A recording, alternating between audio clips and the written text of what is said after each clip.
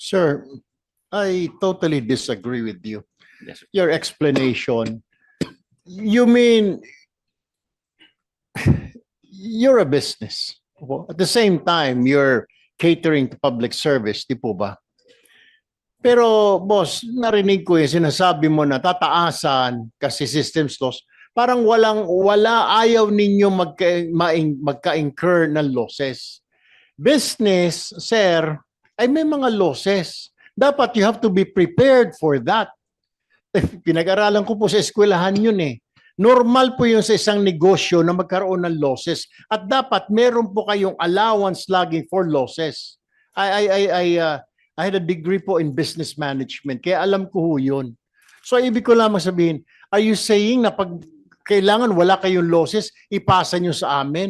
Yung pagdadagdag nyo ng mga tao, ipapasa, ikakarga na naman sa bill namin?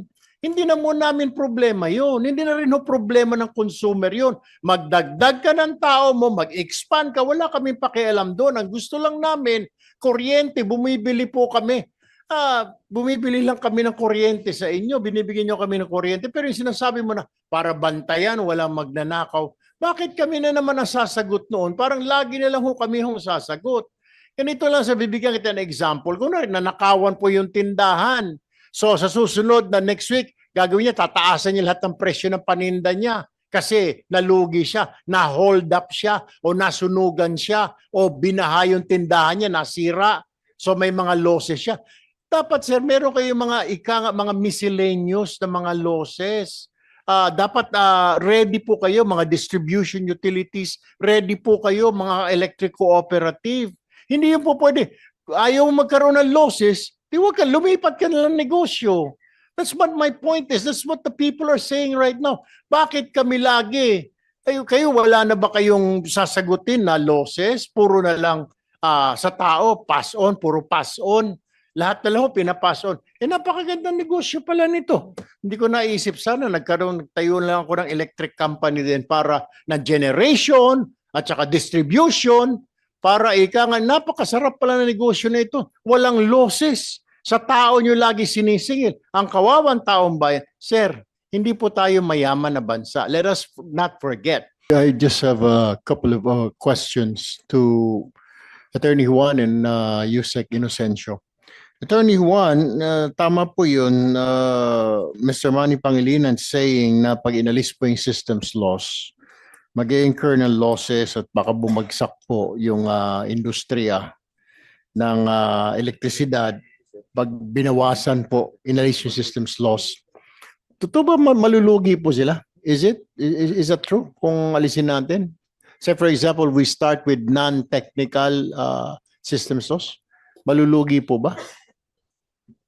Dahil po ang non-technical system loss ay mga nasa 1 at hanggang 1.5% ng total kabuang system loss nila, ito po ay magre-representa ng kabawasan doon sa kita nila, pero ito naman po ay maliit kumpara doon sa kabuang system loss. So kabawasan sa kita nila, hindi sila mababankrupt kung alisin natin ang systems loss. Ang sa tingin naman po ng ERC, kung ito ang magiging regulasyon, mag-a-adjust, mag-a-adapt ang ating mga utilities at maaaring mas magiging masigasig sila sa panghuhuli ng mga nagnanakaw ng kuryente. Nang sa ganon ay hindi naman maging malaki ang impact sa kanila nung pagtanggal ng halimbawa yung non-technical system loss. Yusek Inocencio, your thoughts on this? Yes, I fully agree with the statement of the chair that the systems loss adjustment could be a self-regulating mechanism for the DUs and the ECs to make themselves more efficient, and so that the pass-through charge or the systems loss could be more reflective only of the technical for now. And then for the technical, it's going to be a long-term solution that we would have to assist most of the ECs in the implementation of infrastructure improvements so that they can make sure that they can lessen the technical losses. But I fully agree with the statements of the chair that it's a self-regulating mechanism if there will be some adjustments or lowering down of the allowable cap on the system's loss? Thank you. Let me go back here. Attorney Valles na Meralco. Ano pong ginagamit nyo? Ano ho yung formula na ginagamit nyo para ma-detect yung systems loss bawat bahay? Pare-pareho po ba? Pagpunta po ng inyong meter reader doon, yung magkukuha ng bill? Anong klase pong system? Anong sistema or formula? Pare-pareho ba yung ginagamit yung computations na para makuha yung systems loss? Or can you explain to us? Yes, Mr. Chair. Pwede ko po bang ipaliwanag muna yung sa system loss ng Meralco? Go. Go ahead. So yung sa Meralco po today, no, ang feeder loss cap na inimpose ng regulasyon ay nasa 5.5%. So ang Meralco po ay ang total system loss cap namin or feeder loss cap namin ay 4.22% as of 2025. So mababa ho kami kaysa doon sa feeder loss cap na sinet ng ERC, at sa aming palagay ay yung 4.22 na yan ay global standard na po. At doon po sa 4.22 na yan, less than 1% lang po dyan ang tinatawag nating non-technical losses. So yung non-technical losses po, alam na po natin yun po yung mga pilferage of electricity.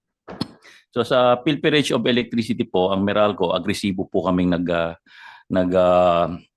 nagpo-prosecute ng mga illegal connection, jumper, nanguhuli kami niyan.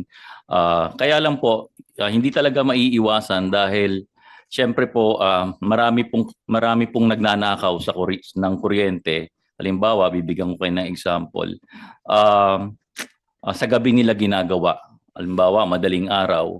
So, o kaya naman po, yung mga jumper, pagka nakita nila ang Meralco na nandyan, tatanggalin nila, pag-alis ng Meralco, kakabit, ibabalik nila. So, hindi po natin maiwasan. Ginawa na ho namin lahat ng hakbang para po maibaba ang non-technical loss.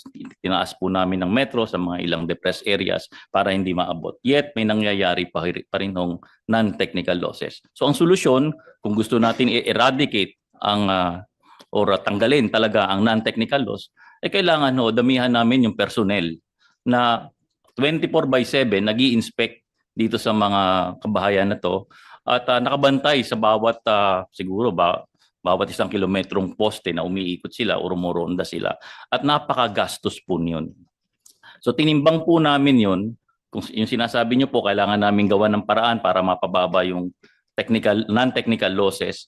Nagkaroon na ho kami ng simulation dyan kung mas makakabuti po ba yon sa consumers. Kasi po ngayon yung less than 1% within the cap kami.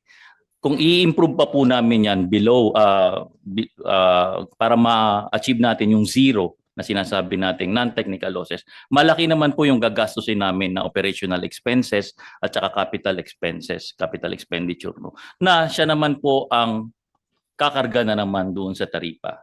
Kasi po, hindi naman papayagan ng any distribution utility na malugi sila dahil sa mga nagnanakaw ng kuryente. So gagawa sila ng paraan, sabi nyo nga ho, ay para ma-curb ito, para mabawasan ito, o para ma-eradicate ito. So mapipilitan nung silang gumastos.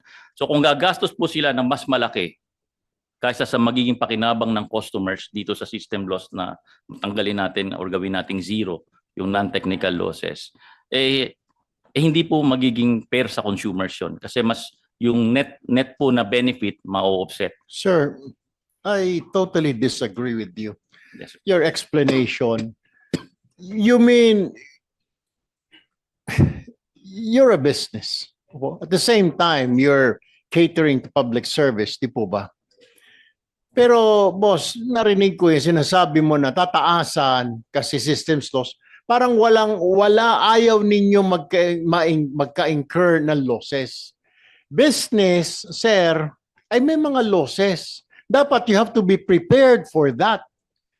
Pinag-aralan ko po sa eskwelahan yun eh. Normal po yun sa isang negosyo na magkaroon ng losses. At dapat meron po kayong allowance lagi for losses. I had a degree po in business management, kaya alam ko ho yun.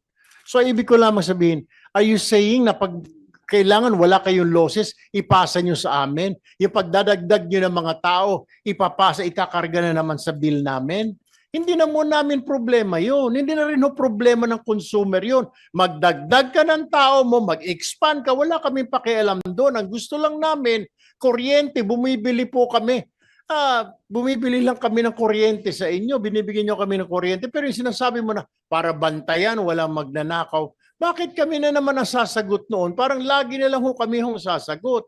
Ganito lang sa bibigyan kita ng example. Kung nanakawan po yung tindahan, so sa susunod na next week, gagawin niya, tataasan niya lahat ng presyo ng paninda niya kasi nalugi siya, na-hold up siya, o nasunugan siya, o binaha yung tindahan niya, nasira. So may mga losses siya. Dapat sir, meron kayong mga miscellaneous na mga losses. Dapat ready po kayo, mga distribution utilities, ready po kayo, mga electric cooperative. Hindi yun po pwede. Ayaw magkaroon ng losses, di wag ka, lumipat ka na lang negosyo.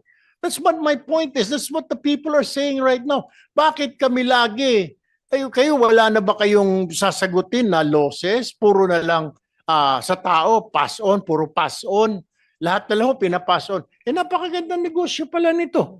Hindi ko naisip sana, nagtayo na lang ako ng electric company din para na generation at saka distribution para napakasarap pala na negosyo na ito. Walang losses. Sa tao nyo lagi sinisingil. Ang kawawang taong bayan, sir, hindi po tayo mayaman na bansa. Let us not forget. Yung mga sinisingil nyo ng mga 360 na yan, yan ba kita ng isang kababayan natin dito sa Metro Manila, 507 na yan, na imbis na pambili pa ng mga pagkain, kailangan ibayad po. This is what I do not understand. Siguro, don't give us that reason na tataas ang sisingilin na naman ninyo sa consumer.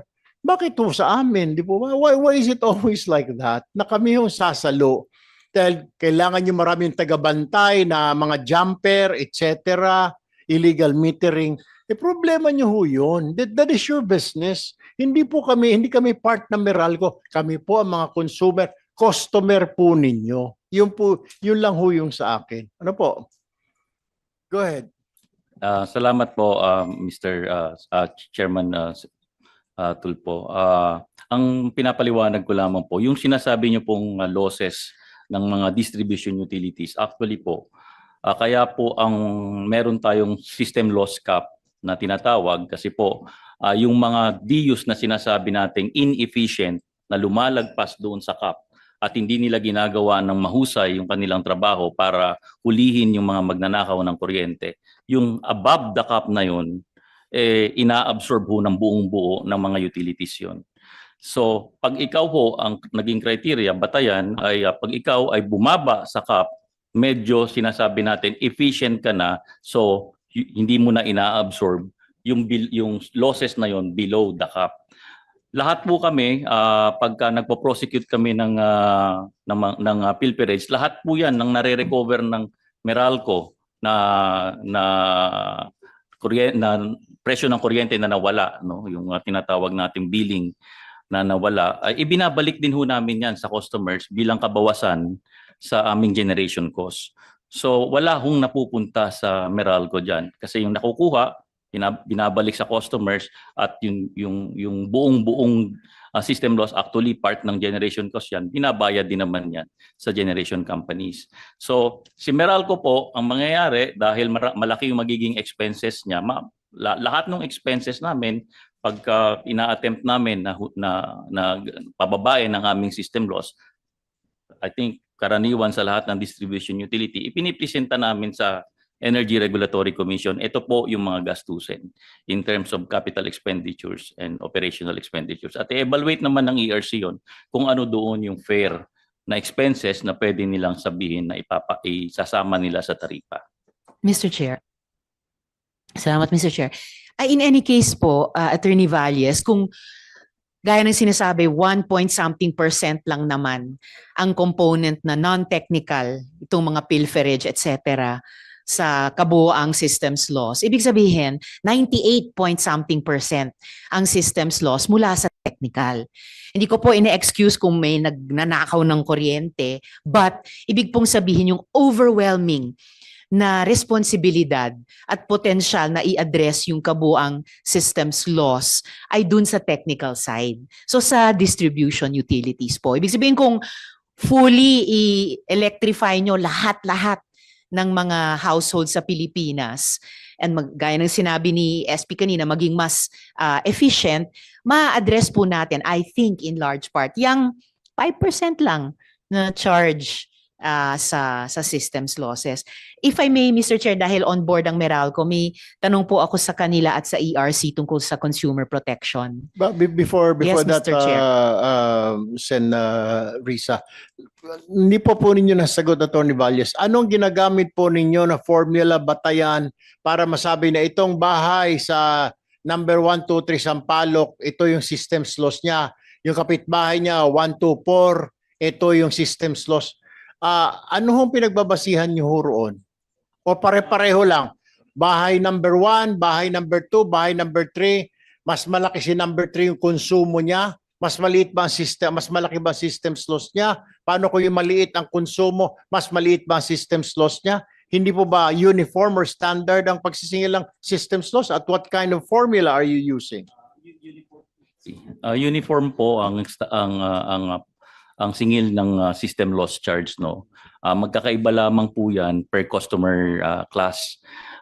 Iba sa residential, iba sa commercial or industrial. Pero yung pag pumupunta po bahay-bahay ang mga meter reader na Meralco, ang tinitignan lamang po doon kung ano yung basa sa meter. Yeah, kagaya po nito sa example ni Sen Risa, 238 ang systems loss. Ibig sabihin lahat sila sa barangay niyan, 238 lahat sila. Kahit na paano kung wala siyang refrigerator, walang aircon, 238 pa rin ang systems loss niya? Hindi po, Your Honor. Ang ibig kong sabihin, ang rate per kilowatt hour po ng system loss charge pare-parehas, halimbawa kung residential, pero magkakaiba ho yan doon sa billing, depende ho sa konsumo. Kung halimbawa kung 1,000 kilowatt hour ang kinonsumo niya, i-multiply po yan ng rate per kilowatt hour, yun po yung magiging lalabas na system loss charge niya sa kanyang bill. So kung 8,500 naman po ang kanyang kilowatt hour consumption, mas mababa naman po yung lalabas na system loss charge dito sa kanyang bill. All right, thank you. Sen Risa. Salamat, Chair. At muli, i-point out ko na dito sa sample bill na to, yung system loss ay 6 lang na pinakamataas na pass-on charge. Di hamak na mas matataas una yung generation, tapos yung distribution, in this case Meralco, yung government taxes na nabanggit din kanina, taxation, pang-4 transmission, pang-5 transmission, and then finally on this bill yung systems loss. So mula systems loss, pwede pa nating i-examine further, mas malalim yung 5 pang mas malalaking may pass-through charge character sa mga bill po natin. Pero so Mr. Chair, may final po akong bill ngayong linggo, iniintay ko lang pong ma-refer sa committee nyo tungkol ko sa consumer protection at gusto ko rin itanong ito sa Meralco at sa ERC kasi nga po may nagbanggit na rin po kanina, marami po sa mga kababayan natin nagrereklamo sa maling meter reading kaya tumaas po yung singil sa kuryente nila, yung bill nila. For the record lamang po para marinig ng publiko natin, hindi po ba official policy or official policy po ba na kailangan munang bayaran ang singil kahit pa may protesta, no? Kailangan bang bayaran yung full amount kahit po nagprotesta yung customer na ay mali po yung reading na to sa metro ko? Attorney Valles, Mr. Chair. Ang mga consumers po na may reklamo tungkol sa kanilang billing or sa kanilang meter reading, pag sila po ay tumugon sa Energy Regulatory Commission, automatic po hindi na po na-enforce yung disconnection. So pag hindi po na-enforce yung disconnection, na-hold din nila yung kanilang payment ng bills. Pero wala pong official policy to my recollection na dapat ay hindi sila magbayad ng bill. Pero sa Meralco po, ang ginagawa namin, tinitignan namin yung mga reklamo, yung mga complaints, at within the same day or 2 days, nire-resolve po namin yan bago pa ho dumating doon sa due date ng bill. So malaking porsyento ho ng mga reklamo na yan nare-resolve namin in a matter of 24 hours or 48 hours bago pa ho dumating yung due date ng bill para ho pagdating ng due date ng bill, alam na po nila kung ano po yung tamang bayarin doon sa kanilang kuryente.